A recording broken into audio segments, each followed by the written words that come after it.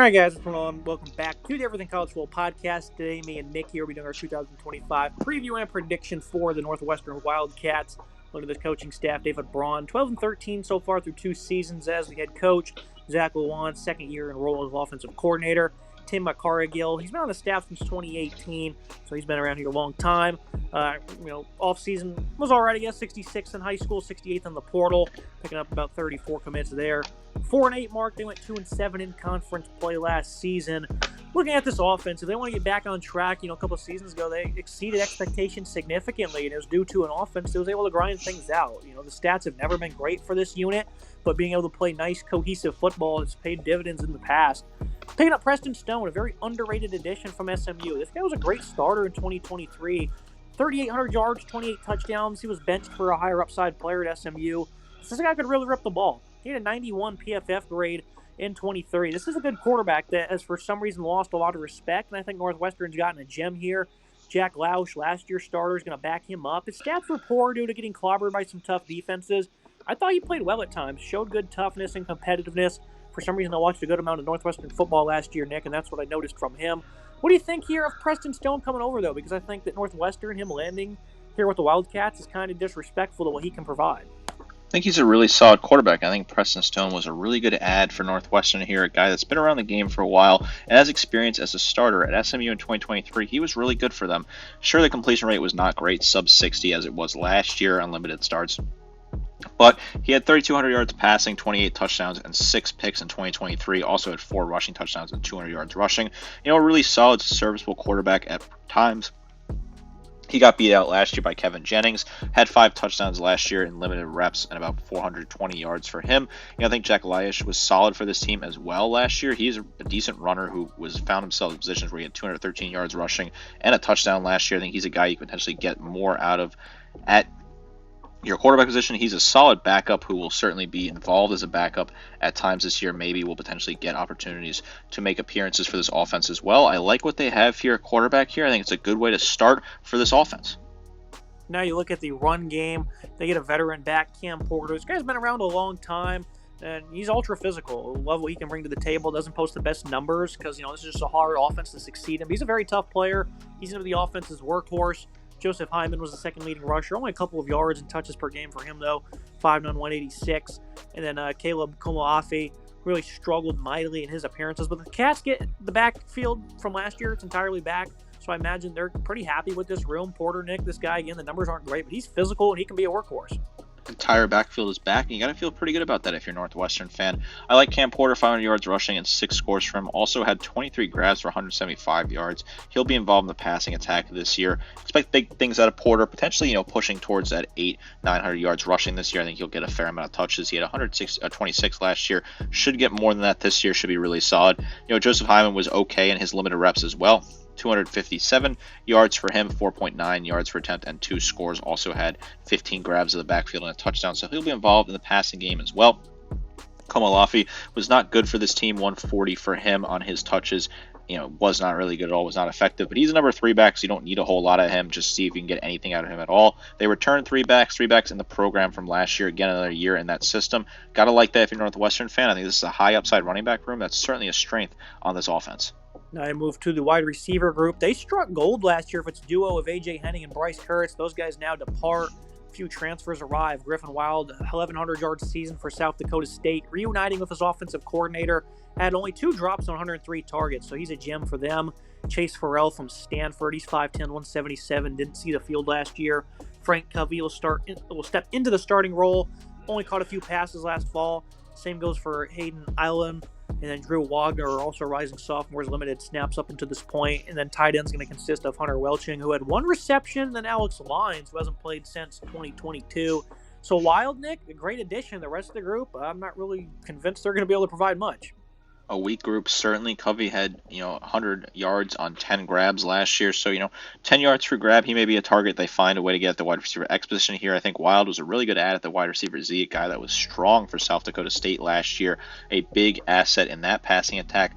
Chase Farrell didn't play at Stanford, didn't do anything at Stanford. He transfers over. He's a slot guy. He's a pure slot guy through and through. They'll play him in the slot. Maybe they get something out of him. Drew Wagner will also fight for the slot position there. They were high on him when he came out of high school. Didn't really do anything last year. Alex Lyons, a tight end. Maybe he'll be okay, a solid ad, I guess, at times. Potentially, there's a guy you can maybe get out of here, but this is a weak unit. There's no sugarcoating it here. This offensive wide receiving group, that is a really weak unit here. I don't like what they have here. They don't return any production at all, and they added only 2 guys here, one of them from the FCS level, who ironically is their best ad in terms of offensive weapons at wide receiver. A bit of a concerning unit for me. Now we move to the offensive line. Caleb Tiernan returns at left tackle. He was one of the best in the game in his position, and that's going to continue.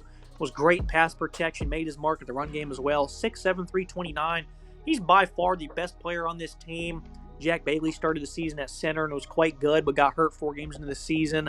Other than that, these two, the rest of the group will likely be made up of transfers. Martez Lewis played all over in his 3 years for Minnesota. 6'7", 335. Looks like he's going to be a mainstay at guard, though. Evan Bernstein, another one of those high-level players from South Dakota State, spent the past 3 seasons as their starting right guard for the Jackrabbits. And then they have he's got only 4 career sacks allowed, that is at 6'4", 300 pounds. Xavier Gray enters his 7th season of ball. Unreal size of 6'9", 340. Was a quality right tackle in 2 years starting for Liberty. This is not that bad of an offensive line. Nick Tiernan, he's an elite player, probably going to rise up draft boards. They picked up another guy that their offensive coordinator is familiar with, and then Gray, he wasn't that bad with absurd size as well. So this offensive line is actually a little bit impressive, I'd say.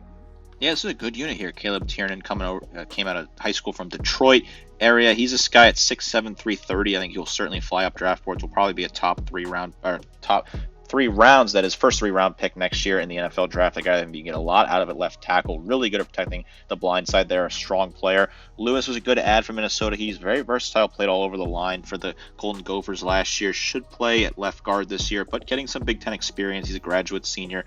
There, 4 of the 5 guys in the offensive line are graduate seniors, and then the only non-graduate senior is Tiernan, who's a redshirt senior. So a lot of experience, a lot of depth in terms of that sort of guys that have been around around college football for a while, that is. Jack Bailey was really good at center last year. Bernstein was solid for South Dakota State, a really good ad, a guy that can certainly elevate his game.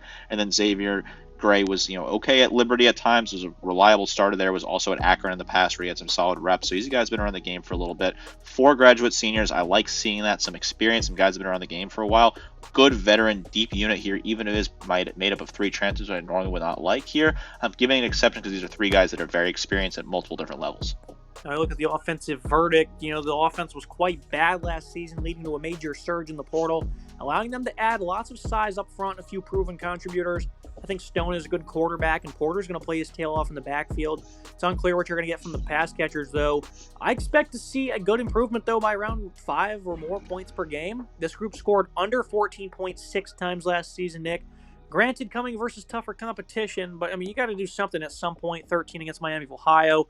7-6 against Ohio State and Michigan, 5 against Washington, 3 against Wisconsin. I know it's tougher competition, but you guys got to show a pulse at some point, and I think this year they will. If your offensive stats, if your 4 key stats are all in the hundreds, and including 3 of them being in the 120s, that's a bad offense. It's an Iowa-level offense. That's not where you want to be. 128th in points per game with 17.8 is not good enough. 130th in yards per game, 123rd in rush yards per game, just not good enough. Your best stat being pass yards per game at 111th in the nation. It's just not good enough. This is not a good offense, but they went out and started correcting some of it, which I give credit to the staff here, going out there and bringing in some key pieces here. Braun, of course, is a former offensive coordinator, so he was a defensive coordinator, but he has some offensive experience as well in his previous stops. This is a guy that I think can really put together a staff error and put together a solid group out of the portal. I think Stone was a great ad, a guy that was really good in 2023, a guy that's been around the sport for a while. Griffin Wild was a good ad from South Dakota State, a guy that can certainly step up and be involved in this offense. I think they added Lewis as well, who was really good, and Bierstein, that was from South Dakota State. 2 really solid ads in that department. This offense won't wow you or anything like that. They're not going to blow off the stats sheet at all this year, but there'll be improvements. 5-6 point improvement is certainly in line for this offense. It's a C+ unit, but I think they will show a bit more of a pulse here and get off the bottom of the Big Ten. I move to the defensive side of the ball. This was a quality unit last year, but they're only returning 3 starters. Starting up front, Aiden Hubbard was a top edge defender, was solid versus the run, but he was an even better pass rusher of a team-high 6 sacks. Michael Kilbane was 3rd with 2.5 and didn't miss a tackle all year in 350-plus snaps. Anto Saka had 3.5 sacks of his own, so the edge department gets back their top 3 producers. Richie Haggerty, he missed 2024, but was very productive back in 2023 with 36 tackles and 4 tackle for loss. So this is a nice veteran defensive end group. They got solid players on the 2 deep.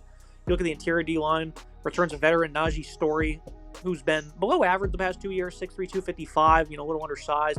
Miguel Jackson's been a solid rotational player in his previous 4 years at 2 other schools, 6', 290. Cameron Barstone and Brendan Flakes both played sparingly last fall.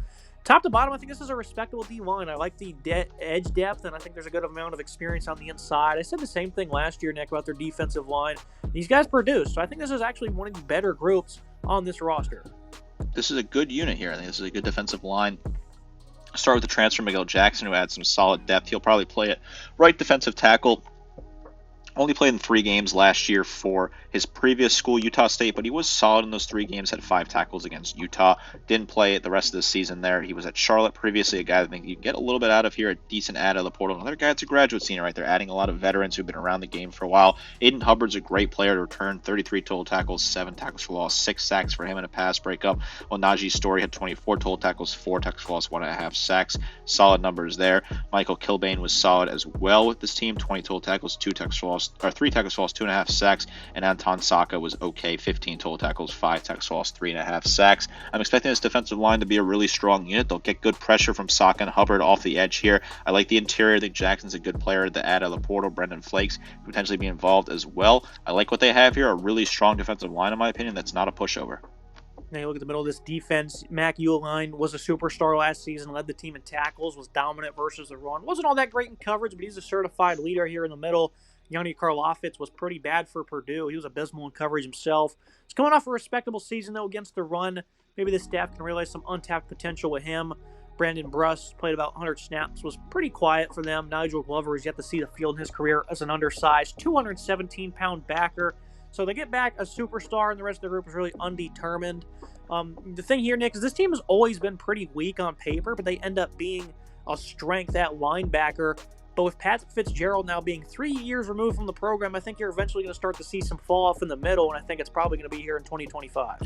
They add Yanni Karlaftis from Purdue, the brother of the NFL player George Karlaftis, who's had a lot of success at Kansas City and been a really good player in the NFL. He was not great for Purdue last year. Coverage liability, did have 57 total tackles and 2 QB hurries last year. An interesting add overall. I think they return, Mac Uline, who was really solid for this team, top tackler last year, 85 total tackles, 4 tackles for loss, 2 sacks. He's a really good player, a good veteran leader, but the rest of the depth I think is concerning. Karlaftis has a lot of proving work to do over there. Glover was not very good for this team either last year, so I'm concerned about this unit, but if Karlaftis can play stronger than he did at Purdue, maybe they'll start coming around a little bit here. Getting your top tackler back and having that be a linebacker is never a bad thing to hear. Now you look at the secondary. They returned 3 of the top 4 corners. Brandon Lewis, the most notable return. He saw nearly 400 snaps. He was great versus the run. About average in coverage. Josh Fusel was an above-average player across the board. Fred Davis comes over from Jack State following a great season for the Gamecocks at 6 foot, 192. Evan Smith also played a good bit. Only 7 games, though, and was solid in his time, though. Robert Fitzgerald was a pretty good slot for the Cats in 2024. Impressive across the board, I'd say, at corner. At least he was, but I think top to bottom is a pretty respectable group.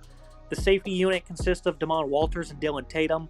Walters was a pretty good player as a freshman, spent a lot of time in the box, and thrived in coverage. A clear breakout player in him, I would say.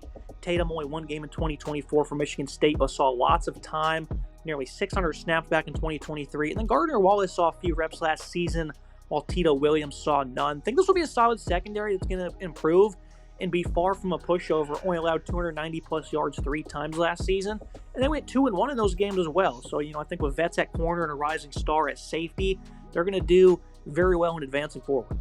Yeah, I do like what the secondary can do. Robert Fitzgerald is a solid player return, 46 total tackles, a tackle for loss, and a pick for him. A good veteran player that's solid for this team. Damon Walters was good at times as well, 42 total tackles, 4 tackles for loss, a pick and 2 pass breakups. He's certainly not bad. Josh Fusel was good in coverage, 39 total tackles, a tackle for loss, and 5 pass breakups. Good numbers there. And then Braden Turner was not bad either, 37 total tackles and 2 pass breakups for him. I think, the portal ads are interesting. Fred Davis was good for Jack State last year. Dylan Tatum was really good at Michigan State in 2023. He had 45 total tackles and 7 pass breakups. He was phenomenal in coverage that year, but only played the season opener last year against Florida Atlantic. Did not play the rest of the season. Curious to see what he looks like if he's solid for this team. This is a secondary I think is really good here. I like some of the players here. I think the coaching is not bad either. I think the secondary will be a strong unit.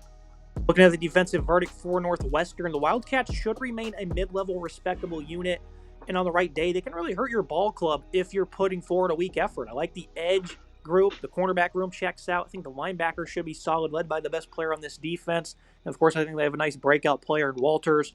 Good group here for Northwestern. I'll go ahead and give it a a B minus. I think it's a pretty respectable unit. Nick, what's your grade? Yeah, I think it's a respectable unit here. I think a B is a really solid grade for me here. I think this is a unit that could be really good coming into the season. I think Karloffitz could potentially get to that high level that he was hopeful to get coming out of high school, which is not very good last year for Purdue. And it is not Peru, the country. Purdue, the school, the fellow Big Ten school. Miguel Johnson, I think, is a really solid player as well. They got out of the portal. Fred Davis and Dylan Tatum could both be impacts. I think Hubbard coming back is huge. Saka's a really good player as well. And then Uline at linebackers a really good player as well, a solid asset who led the team in tackles here. Like this defense, they will not be a pushover on this side of the ball. Now I move to the schedule in the prediction for Northwestern. They have a solid squad. As this defense will be respectable. They upgraded at quarterback. The offensive line has some nice size matched with better talent alongside an already elite left tackle.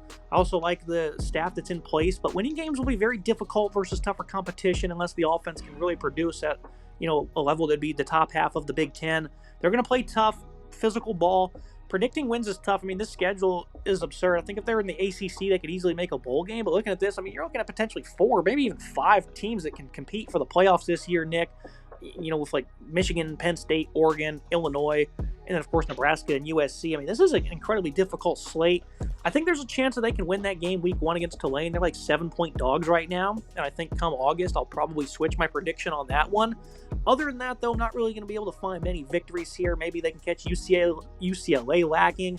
And again, if the opposition plays a weak game, they come in dragging their feet against Northwestern, I think they can be beatable on any given Saturday. Yeah, I think there's certainly a team that can get some wins and upset some teams here. They will play 2 games at Wrigley again this year. They've done that the last couple of seasons as they've been really working on their new stadium in Evanston, Illinois. I believe their new stadium is done at this point or almost done. They're playing the majority of their games there, but they will have 2 games back-to-back at Wrigley in the middle of November, hosting Michigan on November 15th and then hosting Minnesota on November 22nd at Wrigley. The dimensions are weird. That's always kind of an odd ball game. Maybe they beat one of those 2 teams or potentially both. If you want to find some upsets there, I think the Minnesota game is certainly winnable. And Michigan, if they're unraveling and Bryce Underwood's not playing good football, maybe that's a game you potentially get upset. I feel harsh putting this team at 3-9 because I do like what the defense can do. I think the offense is getting stronger, but it's still not a really talented unit overall. I do think Preston Stone was a good add. I like some of the key pieces they picked up on defense as well. 3-9 for me, you get your 1 Big Ten win over Purdue, who will just be bad this year because they are all transfers over there. That's a big rebuild for the Boilermakers. The game at Tulane week 1 is quite interesting. They're underdogs in that game, but that's a game maybe they find a way to pull an upset on the road. That game's at noon, I believe we were talking about that earlier, so an earlier day game down in New Orleans. Certainly a tough spot to play on the road potentially, but I think it's an opportunity for them maybe to pick up a win there. They'll get the non-conference wins against ULM and Western Illinois, but the Big Ten schedule is just brutal, playing a lot of heavy hitters here. No freebies besides Purdue from the Big Ten again. Sorry, Boilermakers fans, but I think Northwestern gets that win there. I think things are trending in the right direction. I think David Braun's a good coach. I know it's hard to say things are trending in the right direction when they went 8-5 his first year, then regress his second year, but I think those numbers are a little skewed there. It's not exactly the best way to point a case study here. I think he's adding some solid pieces on both sides of the ball out of the portal here. I think he's a guy that's still learning and getting his feet wet as a head coach in college football. I think the direction of the Northwestern program is still strong. A tough season, a forgettable season, but I think they're trending in the right direction. That's me for today's episode. Make sure you guys like, comment, subscribe, and see you next time.